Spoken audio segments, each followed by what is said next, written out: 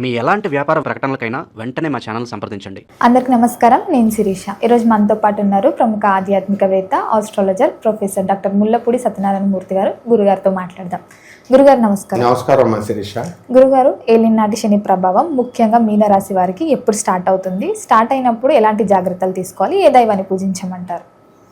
అమ్మవారిని ధ్యానిద్దాం. ఫస్ట్ ధ్యాయేత్ పద్మాసనస్థాం వికసిత వదనాం పద్మపత్రయాతాక్షీం హేమాభాం పీతవస్త్రాం కరకలదన సద్ధేమ పద్మాం పరాంగీం సర్వాలంకారయుక్తాం సకలమభయధాం భక్తనమ్రాం భవానీం శ్రీవిద్యాం శాంతమూర్తిం సకల సురనుతాం సర్వసంపత్ప్రదాత్రీం.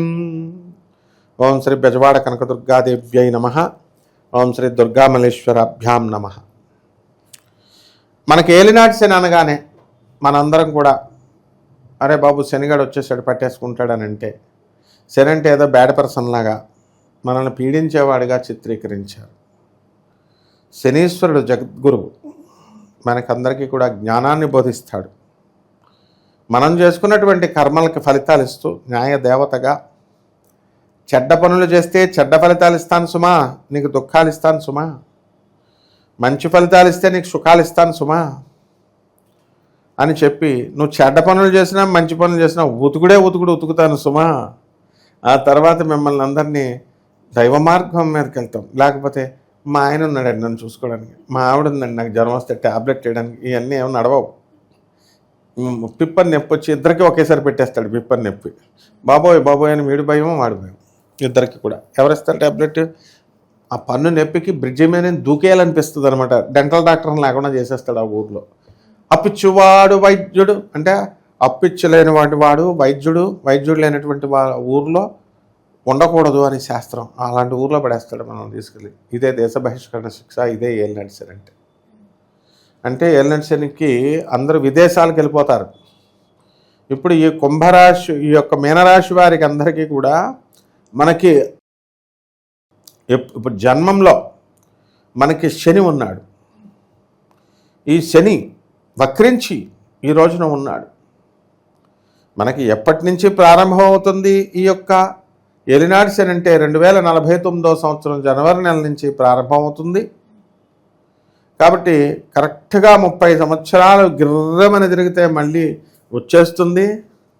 ఇప్పుడు 30 సంవత్సరాలు నవయవనంలో ఉన్నటువంటి వాళ్ళంతా కూడా మళ్ళీ నెక్స్ట్ వచ్చేసరికి ముసలోళ్ళు అయిపోతారు. అంటే ఇప్పుడు దాకా మా అంత యవనంగా ఎవరు లేరు, మా అంత ఎనర్జీగా లేరని బిల్డప్లు ఇచ్చేవాళ్ళంతా అప్పుడు అయ్యో అంటారు. ఇదే శనీశ్వరుడు మాయ. కాబట్టి ఎప్పటికప్పుడు గుర్తు చేస్తూ ఉంటాడు. 3వ రౌండ్ శని మహాదశ ఏలినాటి శని వస్తే పైకే పంపేస్తాడు, మళ్ళీ పుట్టడం అన్నమాట. ఈ రకంగా ఈ యొక్క మనకి మీనరాశిలోకి వచ్చినటువంటి ఈ యొక్క కుంభరాశిలో ఉన్నటువంటి శని ఏం చేస్తాడంటే ధనాన్ని బాగా ఖర్చు పెట్టి ఇచ్చేస్తాడు. అందువల్లనే బాగా సంపాదించినటువంటి వాళ్ళంతా కూడా ఏం చేయాలండి? బైర్వాల్లో దాచుకోకూడదండి. పెట్లన్నీ కూడా గోడల వెనకాల ఇన్కమ్ ట్యాక్స్ రైడింగ్లు జరుగుతున్నప్పుడు చూడండి, బ్యాంకు లాకర్లలో బంగారాలు, డబ్బులు గోడల వెనకాల ఇలా తెగ సంపాదించేస్తున్నారు. ఇన్కమ్ ట్యాక్స్ ఆఫీసర్లు కూడా అలాగే సంపాదించేస్తున్నారు. ఎవరికైనా ఒకటే రూల్, శనీశ్వరుడు ఉతుకుడు. కాబట్టి ఏం చేయాలండి? వీళ్ళందరూ కూడా మంచి ధర్మకార్యాలకి ఖర్చు పెట్టాలి. పేదవారికి, అనాథలకి, ఆ తర్వాత సాధువులకి, వికలాంగులకి ఖర్చు పెట్టాలి. అబ్బే మేము ఖర్చు పెట్టమండి, ఏదో చెప్తారులేండి మీరు, పూర్వజన్మ ఉందో లేకపోతే వచ్చే జన్మ ఉందో అంటారు, మేము ఎందుకు ఖర్చు పెట్టాలండి అని లోభత్వంతో దాచుకున్న వాళ్ళకి నెక్స్ట్ జన్మలో పిల్లలు పుట్టరు. పుణ్యం కొద్దీ పురుషుడు, దానం కొద్దీ బిడ్డలు.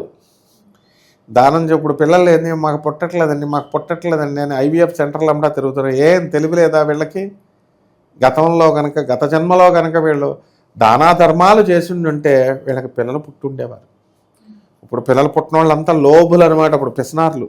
లాస్ట్ జన్మలో పెద్ద కోటీశ్వరులు ఖర్చు పెట్టలేదండి.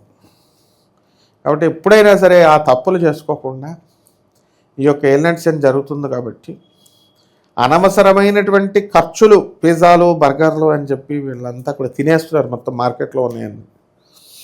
ఇవి తగ్గించాలి. వీళ్ళు చక్కగా మనకి పేదవాళ్ళందరికీ కూడా దాన ధర్మాలు చేసుకోవాలి. శని మొదటి దశలో 3 దశలుగా వస్తాడు శనీశ్వరుడు పీడించడం. మనకి శని కుంభరాశిలో ఉండగా మనకు 2049 నుంచి 2051 జూన్ నెల వరకు కూడా అనేక రకాలుగా ఇబ్బందులు పెడతాడు. పొలాలు మీరు కౌలుకిచ్చారు, అది మాదే అంటారు. ఇల్లు మీరు అద్దెకిచ్చారు, అది మాయే అంటారు. అలాగే ఎంత దారుణమైనటువంటి పరిస్థితి ఏర్పడిపోతుందంటే అమ్మా, ఒక సాఫ్ట్వేర్ ఇంజనీరు ఈ 2024 సంవత్సరంలో జరిగిన సంగతిని చెప్తున్నాను, ఇంకా ముందు జరిగిన సంగతి చెప్తున్నాను. చక్కగా పెళ్లి చేసుకున్నాడు, 2 పిల్లలు పుట్టారు.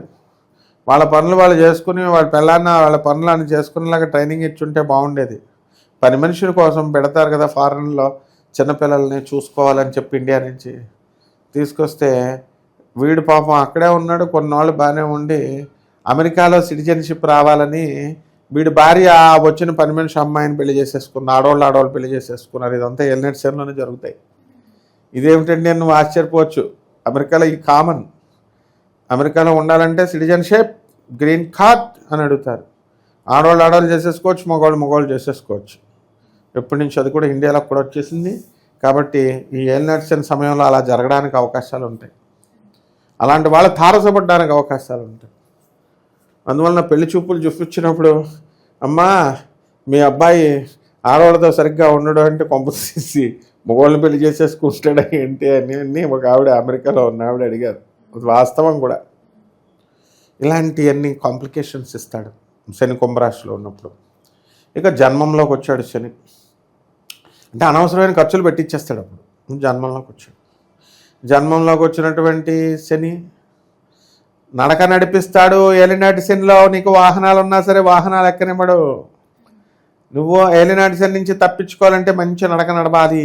వాహనాలు ఎక్కి పెద్ద స్టైల్గా కారుల్లో తిరుగుతుంటే యాక్సిడెంట్ చేసి పడేస్తాడు.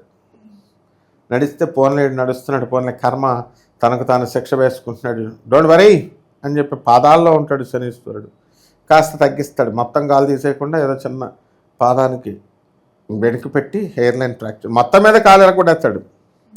ఏలినాటి శని సమయంలో ఎవ్వరిని వదలడం. మొత్తం ఆల్ ఏలినాటి శని పీపుల్ కాల్ బ్రేక్ డాన్స్. మొత్తం అందరూ ఇరిగిపోవాలా బ్రేక్ డాన్స్ చేసినట్టు. ప్రతి ఒక్క పర్సన్ అనుభవించాల్సిందే.